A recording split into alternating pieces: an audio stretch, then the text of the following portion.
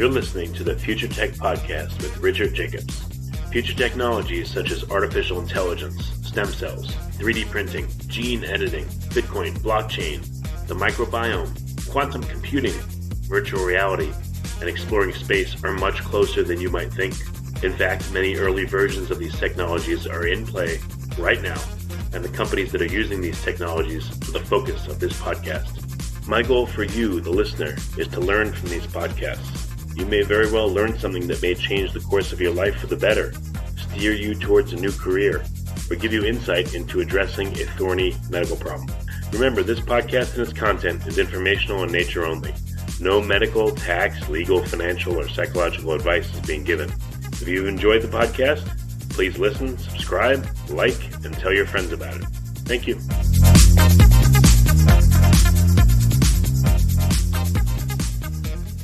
Hello, this is Richard Jacobs with the Future Tech and Future Tech Health Podcast. I have Nathaniel Jordan. His website is theministerofwellness.com. He's a keynote health and wellness speaker. He's a nationally certified health coach with the American Council on Exercise, a nutrition fitness specialist, also in the same council, a certified master trainer with the National Federation of Professional Trainers, strength coach. The accolades go on and on and on. So, Nathaniel, thanks for coming. How you doing? Hey, I'm doing good, sir. I appreciate you having me on. Yeah. If you don't mind, tell me about your health journey. What got you interested in health and fitness? Yeah, I grew up on the standard American diet. That's a diet that's based off of what I call disease animals, the overconsumption of animal protein combined with fake foods that don't exist in nature. Had a lot of health problems growing up as a child, especially bad acne. That really affected me going through school. I had very bad skin. I went into the Marines, and I was on the all-Marine boxing team, and then I got out, became a police officer, and I managed to gain 100 pounds. Now, a large part of that was because I was trapped in that mentality of trying to get as big and strong as possible. So I was eating everything under the sun combined with lifting weights. So I was pretty strong, like a football player. But I developed high blood pressure at a very young age. I have a very poor family health history, as most Americans do. And my father, he started to suffer a myriad of strokes. My uncle started dropping dead of heart attacks, strokes, diabetes. And when my blood pressure became high at that weight, I knew it was time to make a change. I'd already come to an understanding that a lot of the food that we're being fed in America is garbage. So I'd already took the turn towards organic, but that wasn't good enough to completely eradicate my chance of having heart attack. I had to go all the way plant rich, and that didn't happen until I came across some great nutritional gurus such as Dr. Joel Furman, Dr. Michael Greger, and it's a myriad of them now. It's a growing army of medical doctors that are treating people with nutrition and lifestyle instead of these toxic medications. And I was fortunate to come across it. I reversed a lot of heart problems I had, and I found my passion in the midst of doing it. I became so passionate about it that I left the police department after 7 years. And in 2015, and I became the Minister of Wellness. And now I have my own legion of success stories. It's a blessing. So so you progressed from having organic food, but you were having all kinds of other foods. And you said it took you to go to mostly or an entirely plant-based diet in order for you to stabilize your blood markers and feel good and lose weight. I had to go entirely. I have a very poor family health history. I don't think in my family lineage, I believe they were vegetarian because they most likely, as most African Americans, my family could probably be traced back to West Africa. And the diet over there, the traditional diet is vegetarian. It's devoid of any meat. And in my family, we have a very poor. I mean, I was in my 20s, I already had high blood pressure. And even when I lost a bunch of weight, I still had high triglycerides, high cholesterol.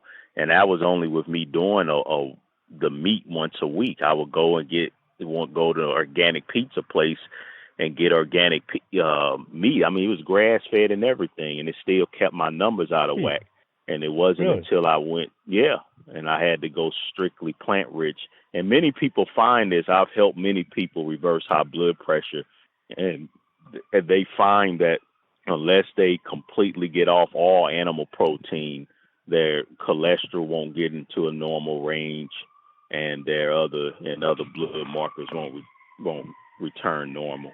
Why do you think that is? I mean, I know that regular meat, has hormones, antibiotics, stuff like that.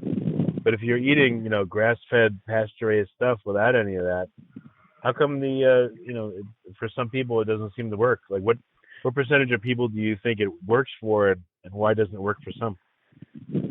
We as a human species, we're designed to thrive off of the micronutrients in plant foods. So micronutrients are vitamins, minerals, phytonutrients, and the macronutrients where we get our calories is protein, carbs, and fat. So when you look at a piece, if you raise a chicken from scratch,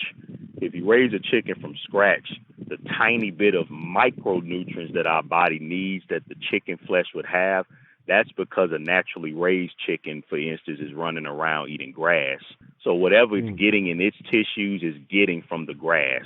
So the main thing that you're going to get when you eat a chicken per se is protein, and you'll get a boatload of protein, but that's pretty much it.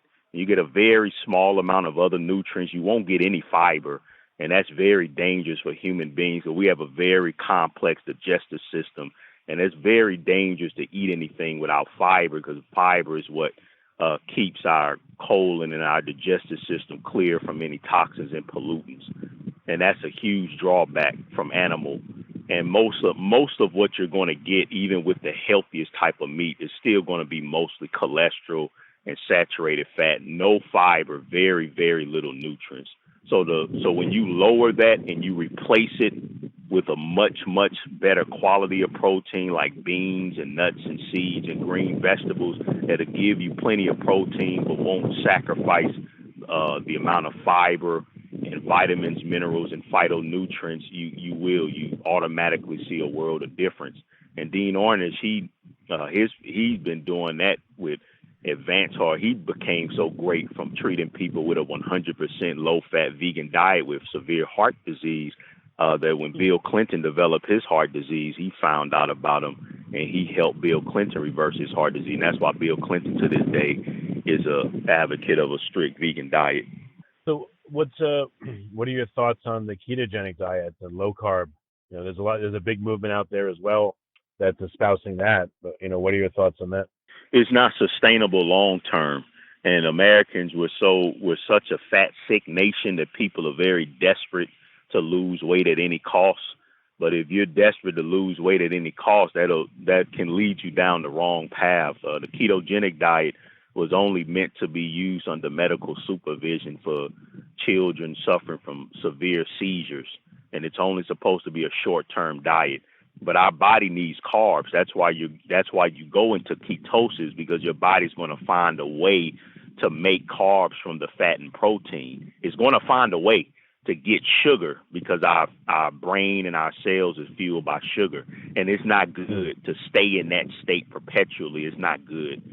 It can be dangerous long term, and that's what all of the research that they've done on people who've stayed on ketogenic for long years and years and years. Most people can't.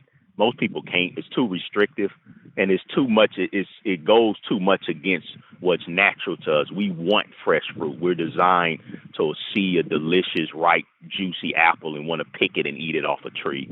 We're designed to want sweet potatoes. We're designed to want a nice juicy orange. I love grapefruit. Who doesn't like the taste of a nice fruit salad? I mean, it's natural to us. So that it's just too restricted. Most people can't do it long term to even see the negative benefits. But when you're talking about temporary, if you do, you go on a doggone Twinkie diet, you can lose weight. Intermittent fasting is also popular too. So a lot of people, they're dropping the carbs combined with only eating once or twice a day. Oh yeah, absolutely. You're going to lose weight. And if you're diabetic and you lose weight, you're going to reverse diabetes. Because diabetes is just as much as it's just about fat loss. So if you get surgery, you get sick, you'll reverse your diabetes, because diabetes is just about the fat that's inhibiting insulin from getting inside the cells. So have you found that people need to be completely vegetarian or vegan, or can they just have like small amounts of meat, a lot of vegetables, and still be okay? You'll still the body can tolerate a lot. So if someone absolutely couldn't give up the taste of animal flesh, and if you overpower the negative effects of the animal, again, it comes with no fiber, but you overpower that with a bunch of fruits and vegetables on the plate, yeah, you could get away with it. But when you're talking about the most overweight, sickliest nation in world history, when you're talking about heart attack being the leading cause of death, cancer being an American gets diagnosed with cancer every 20 seconds, when you're talking about diabetes being the third leading cause of death. Yeah. So you're talking about people that got a lot of disease. So for instance, if I have and this is not uncommon, I have very sick people who reach out to me. So if you a 300-pound diabetic, you have to view food as your medicine. And when you're talking about medicine foods, when you're talking about what can I eat to reverse diabetes, what can I eat that will fuel my immune system to fight against cancer, that's going to be the plant foods. What about comparing being vegetarian versus vegan? Do you think that veganism is good for people, or vegetarian's better, or what's the interplay there? When it comes to the scientific studies, I couldn't point to anything scientific to say that being a vegan will extend your life much better, because throughout the history of the human world, most people have consumed at least fish in the diet, even in the blue zones. The problem is in 2019, all the water's polluted. And even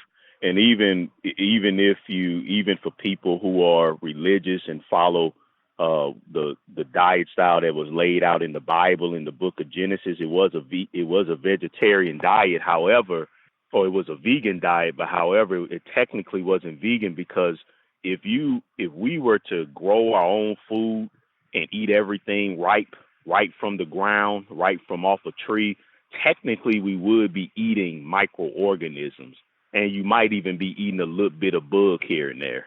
And that's how they used to get their vitamin B12. Now everything is washed over and over and over again, and that takes away any of the B12. So I can't say that there's any proof that someone will live long. What I can say is that if we, even now in this extremely toxic world where McDonald's has spread all across the globe, that in populations where the people are still living the longest and the healthiest, where you have 85-year-olds where they're very healthy, lean, and strong, unlike the elderly here in this country, they are eating the vast majority of their calories is coming from plant foods. And so it seems like that's the key, that the medicines in plants overpower the negativity of whatever else they're doing in their diet.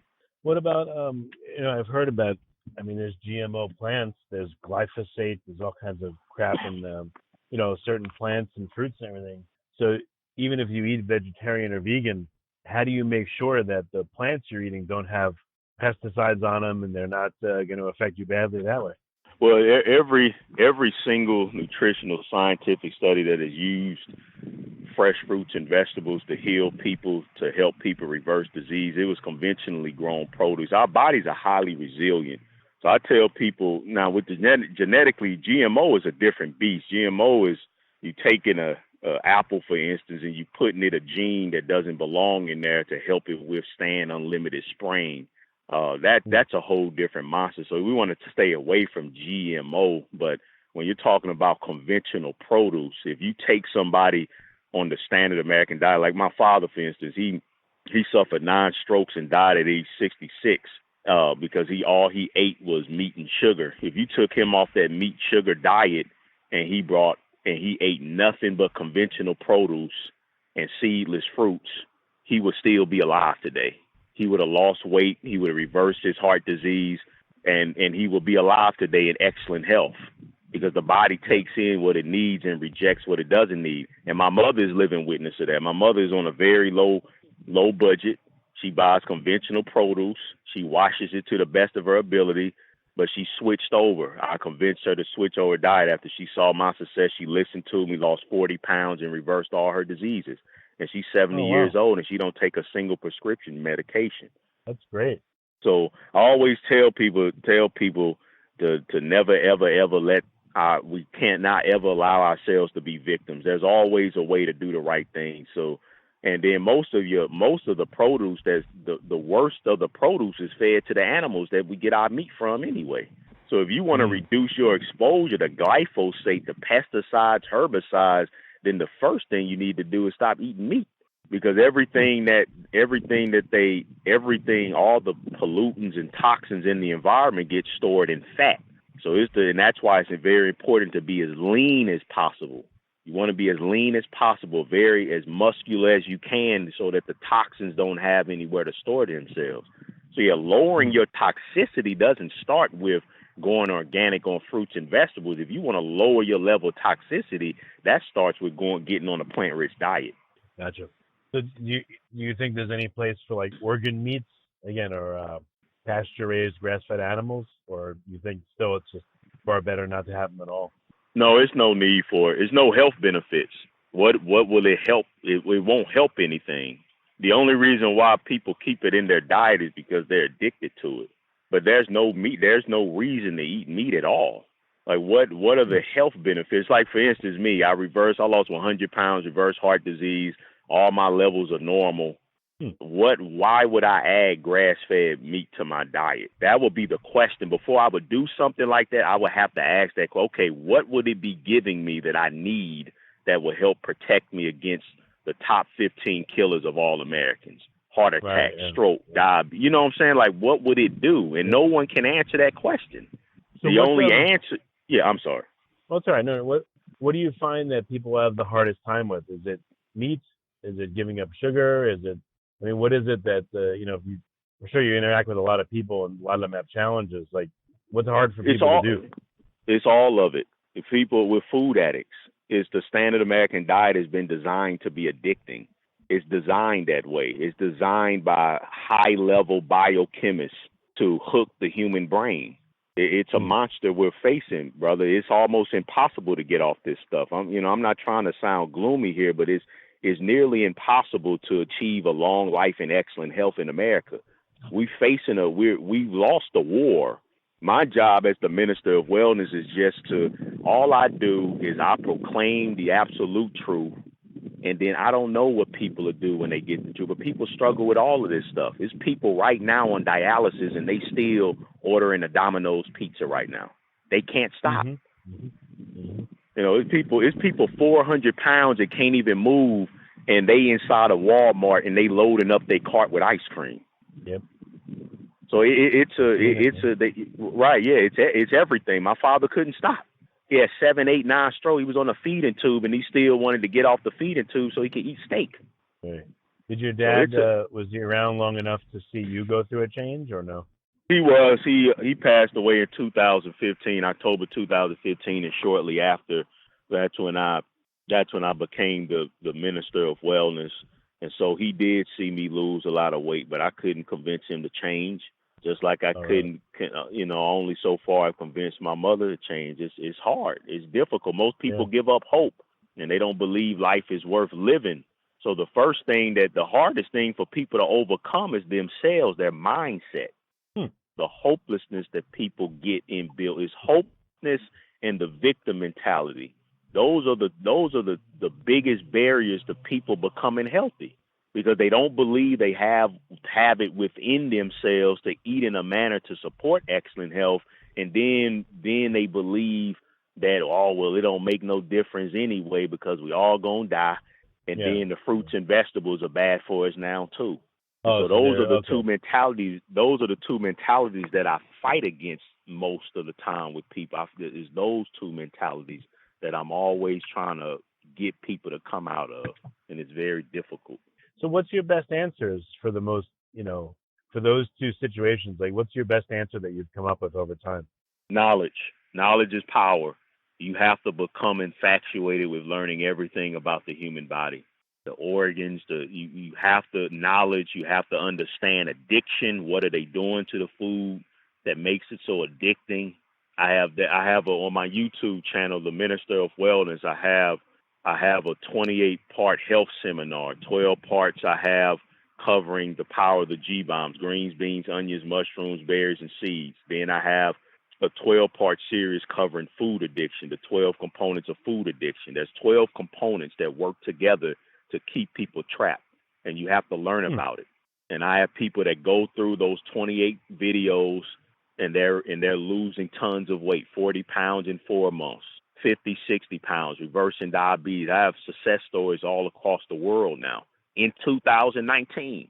And that shows you how it's sad, brother, because I have success stories in 2019 of people doing this, but I still have people that believe that it can't be done because of this factor, that factor, this factor.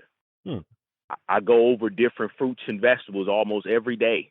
I do videos showing how mangoes can help to protect and strengthen the immune system to fight against cancer. Mangoes, apples, onions, berries, all of these superfoods. Even today, there is a way for us to be lean and healthy. We don't have to resign ourselves to being hopeless and victims and just waiting for a diagnosis. Yeah, man, it's true. Well, what do you say to people that they say, well, we're all going to die someday, or they say like, I just can't, like I love XYZ too much. I just can't do it. Like, so what do you say to someone that tells you that? You really can't say much to them. That's the thing. And I have a term called an insane food zombie. And an insane food zombie is somebody they've been chemically lobotomized to the point where they just have given their life over to the food and death care system, because that's what happens. The point is that when you get addicted to this stuff, if you can't get off, here's what's going to happen. You are going to get sick. You're going to get sick, and then you are going to have to go to the medical industry, or what I call the sickness care industry or the death care industry. You're going to go there. You're going to get diagnosed, and they're going to put you on a bucket of medications. They're going to rip organs out of your body. They're going to treat you to death, and you're going to live in a state of misery for the last 10 to 20 years of your life. And most people, an insane food zombie is willing to go through that. They're willing to suffer all of that just so they can eat what they want. You can't say anything to people like that. All you can do is be a living example. Yeah. It's sad, No, I'm sorry. Well, that's true. So you spend a lot of your time making this content, videos, and getting the word out. Do you counsel people one-on-one? Like, so what I was going to ask you is, for people listening to this, how can they take that first step? What do you recommend they do? What are some resources for them? Right. Well, I do health coach people one-on-one. The first resource is to subscribe to my YouTube channel, The Minister of Wellness, and watch my 12-part series on the power of the G-bombs, so you can learn what to eat, how, and why. After you watch that 12-part series, then you need to move on to food addiction, because even just because you know how you should be eating, the addiction is still going to kick your behind. So you need to learn the 12 components of food addiction. That's another 12 videos. Then you need to learn the fundamentals of eating the liver. So I have 28 video health seminar series that I have took the time to have for people in a playlist for free on my YouTube channel. Okay. And then throughout that, if you need assistance, you can hire me as a health coach. And then I also have books with recipes. I post recipes on my Facebook page, The Minister of Wellness. Some people follow me on Instagram. Some people follow me on Twitter. And I have books, I have DVDs of some of the full seminars that I've done across the nation. So I have plenty of resources. I even have high-quality supplements that I sell to help people, multivitamins and so forth, created by Dr. Joel Furman, a medical doctor, very high-quality supplements. So I have all the resources. Knowledge is power. You have to start with the mind. You have to be willing to open your mind up to the truth. And no one who listens to all of my videos don't change. Well, that's what I was going to ask you. Have you ever worked with someone that it seems like they're honestly trying, but they just can't get there? Yeah, I have. Yeah, I have. Why do you think that is? What do you think? Food addiction. Is there just food? No, it's food addiction. It's 12 components. Usually we can handle 1 or 2 problems at a time. If you give a human being 3 problems at one time to solve, usually that's too much. It's 12 components of food addiction. 12. Not 7, not 8, not 9, 12. It's too much. It's ridiculous. It shouldn't be this difficult to be healthy, but it is. Yeah. Most people need rehab. Most people need rehab, need a center where we can check ourselves in and get away from this stuff. And unfortunately, that doesn't exist. How soon after someone embraces this and says, all right, I'm going to do it, and they change their eating, how long does it take for them to get a result where they contact you and they say, Nathaniel, this and that happened, or I feel this, like how fast does that happen on average? Well, about a week ago, I had a guy that he lost 13 pounds and reversed high blood pressure in 2 weeks. I had a guy earlier today, he said in 2 days that he don't need his diabetes medication no more. It just depends on how long you've had the disease, how severe, your level of commitment, and it just depends on the myriad of factors. Everybody's different, but I've had a lot of times in 6 weeks you go real strong, and you can see some incredible changes in 6 weeks. I have people with vertigo, lupus, and they'll start seeing changes immediately. And as long as the food addiction don't come in to suck them back in, and miracles can happen. There's always a way. As long as we have life in our body and breath in our bones, there's always hope. There's always hope. And that's what I try to instill in people, is that hope. That's great. Well, Nathaniel, I really appreciate you coming on the podcast. And people can go to theministerofwellness.com, and then you got your YouTube channel and everything. So any other ways that you want people to follow up, or is that good? Well, January 4th, I'm having a New Year's health kickoff seminar. This is my 3rd annual New Year's. It's a health fair. It's a holistic health fair and seminar right here in St. Louis, Missouri. And you can come out and hear me live and in person. I always have dramatic success stories from people attending a live event. So you can find out about that on my theministerofwellness.com under upcoming events. And I'm also in contact with, I have a speaker's website, NathanielJordan.com, and I've had people from across the nation trying to get things together for me to start doing a national tour. But my next definitive live event is January the 4th, St. Louis, Missouri. Okay. Well, that's great. Well, Nathaniel, thanks so much for coming on the podcast. I appreciate it. Okay, I appreciate it. Thank you. Thank you for having me.